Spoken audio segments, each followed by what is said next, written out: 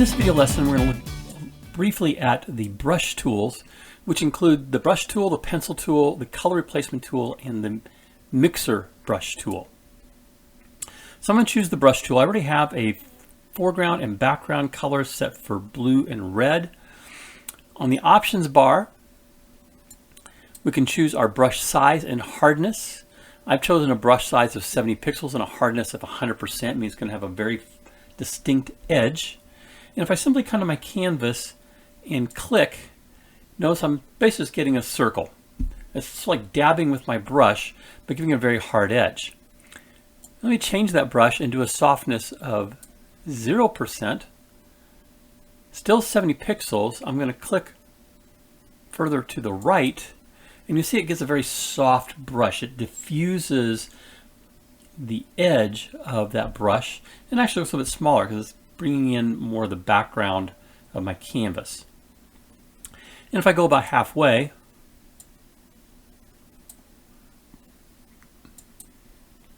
you can see even a more distinct shape there. It's just a little bit lesser of a soft edge. Now I can take the brush and I can also just paint with it.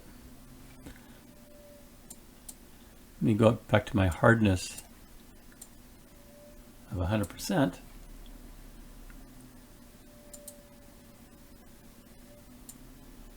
And then here's painting with 0% hardness. So I also have a mode here. Right now I'm in normal. These are basically called blending modes, and we use these a lot in layers, and we'll look at these when we talk about layers further down the road. But these are algorithms that allow the current selected color to interact with what's already on the canvas. I'm going to choose multiply. And I'm going to change my color to red. And notice it interacts with the blue that's underneath. Let's try another. Vivid light. Well, that's sort of interesting. It's not really painting much of the white area, but it is getting the little bit of the blue mixed in, but then the diffused area that edges is becoming much more magenta. It's mixing the red and the blue. One more. Let's go difference. Wow. I've got red chosen. I'm getting green, light green, and then where it's mixing, I'm getting more of a pink. So you can play around with those blend modes. If you're into painting and doing original art, you're going to love the paint brushes. One more thing about brushes is we talked about the round brush. I could also make it more of an oval brush. So doing things like calligraphy. And then go back to perfectly round. There's a bunch of brushes here at the bottom. These are different shaped brushes. And so we have our general brushes, we have dry media, wet media, special effects brushes, we have flower brushes. Some of these are brushes that I've added in from other developers or brushes I maybe have created myself. So you can create your own brushes, and we'll look at that also down the road. I'm going to go to the dry media brushes. And here's one that's a bonus chunky charcoal. This is from a collection that I don't remember if I purchased or downloaded. I don't think it's part of the Photoshop collection. So you can install these different brushes you'll find online. But notice there is the shape of that brush. And you'll notice it kind of rotates. That's a rotation jitter set up on this brush. And it's sort of a splatter brush. If I paint with it though, you get sort of this charcoal effect. Let's look at one more. The wet media brushes interact with as if what's on a canvas is still wet paint. Now a couple of these, such as the pen box, this is called a blender. Notice when I select it, it shows the smudge tool. I can't use that brush with the brush tool. So you'll find that sometimes you'll choose a brush and it won't work with whatever tool you currently have. So there's that sort of blender, just kind of mixes paint in. And I'm using the smudge tool on that one rather than the brush tool.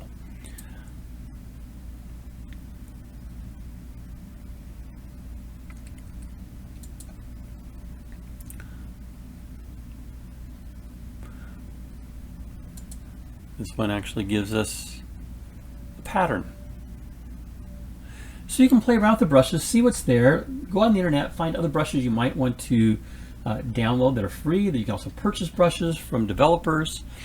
But that is the brush tool in using different modes in our brushes. There's also a flow percentage here, an opacity, so I can change the opacity and make something maybe a little more semi-transparent.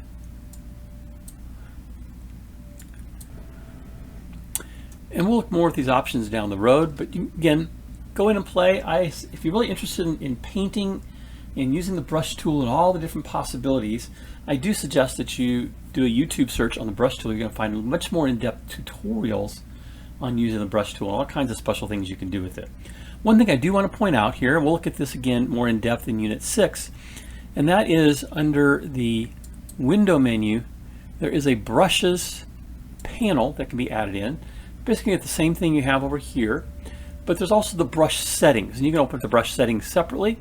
It's included here with the brushes, and this is where we create our own unique brushes. There's all kinds of things we can do here in terms of adjusting how it scatters, the texture, whether you're using wet edges or not, color dynamics. We can have a brush change from one color to another color.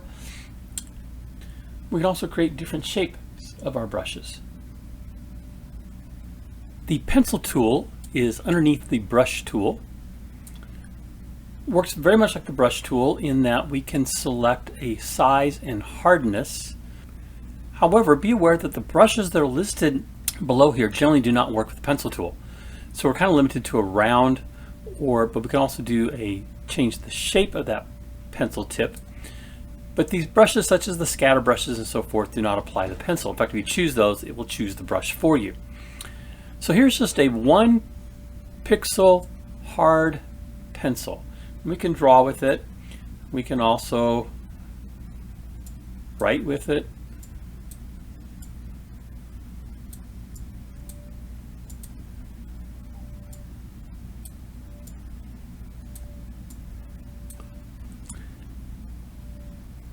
I'm going to bring the size up to about 60 pixels.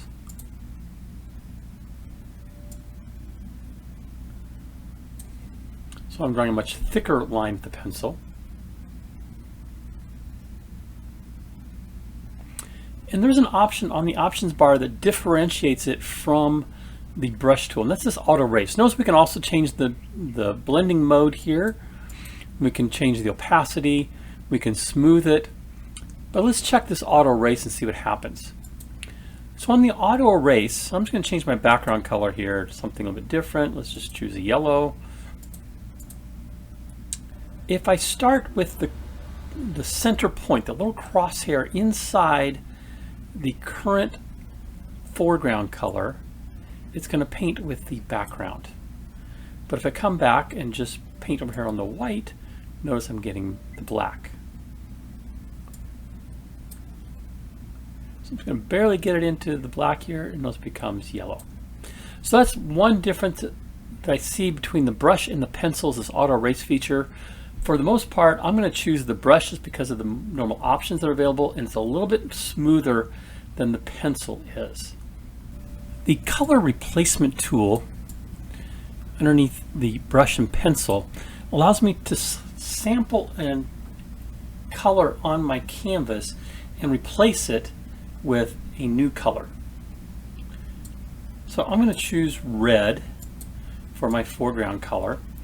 And we're going to change the yellow petals of this sunflower to be red. Now there's a couple options we have as far as mode. We can choose to adjust the hue, the saturation, the color, or the luminosity. I'm going to adjust the hue.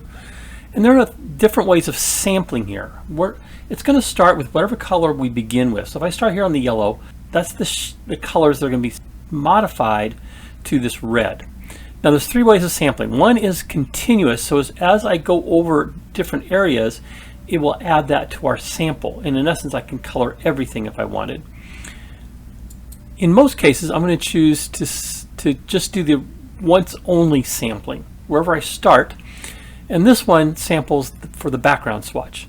So I'm going to choose this middle one. There's also an option here for contiguous, or finding the edges, or discontiguous. So contiguous, it means everything's going to be connected. And then there's the tolerance level. What's my range of doing the modifications? If I set it very low, it's only going to sample, say, this yellow, but none of the other yellows. It's not going to change those to red.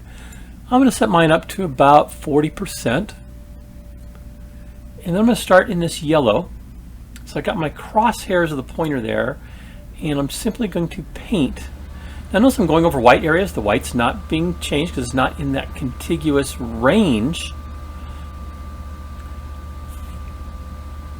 But I am able to change all of the yellow, including different shades here.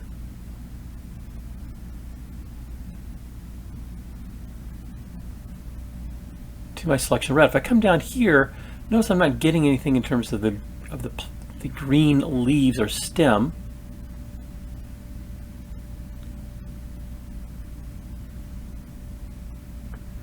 Now we'll say there are other ways of changing color, and I very rarely ever use the color replacement tool, but that's what this tool does.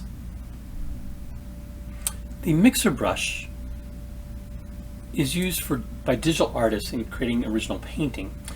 If you've worked in oil paints, you know that you can have a very wet canvas and the paint on your brush interacts with the paint that's already on the canvas. That's what the mixer brush does.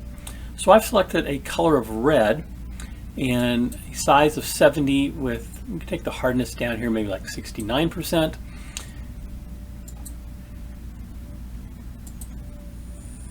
And then there's an option, actually this little button here brings up the brush settings, so you can modify your brush. It's a toggle. We have two options here as far as loading the brush with our existing paint or using a clean brush, basically a dry brush, where we're going to move the pixels around that are already on the canvas. There are two options here as far as retaining the paint on the brush or creating a clean brush with each stroke. I'm going to retain the color on the brush. We're going to go ahead and load it with red initially. And then this custom download allows us to use dry brushes, moist, wet, and very wet. And that's going to determine how much of the paint on the canvas is interacting with our brush. It also changes all of the settings on the options bar based on what we choose here. I'm going to choose a very wet brush so you can see the effect here. And I'm going to come in and just start where there's some yellow here and just begin to paint. You'll see it mixes that yellow in with the red of my brush.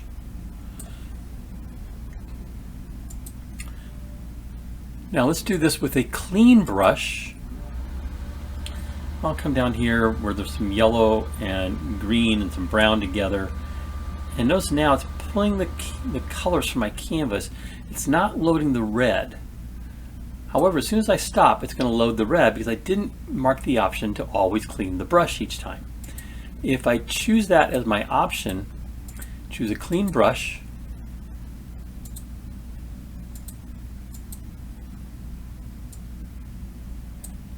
and now with each stroke, I'm not adding in the red, but I am simply pulling in the color. Notice I grabbed from the white here and it brought white in.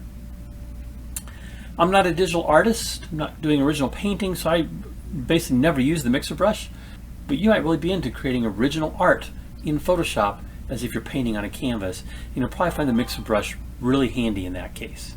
You can explore more options with the mixer brush, again, by looking at other YouTube videos. If you'd like to see more videos in the Photoshop Practicum playlist, click the title at the bottom. If you'd like to be alerted to new videos, please click my photo in the top right to subscribe to the channel.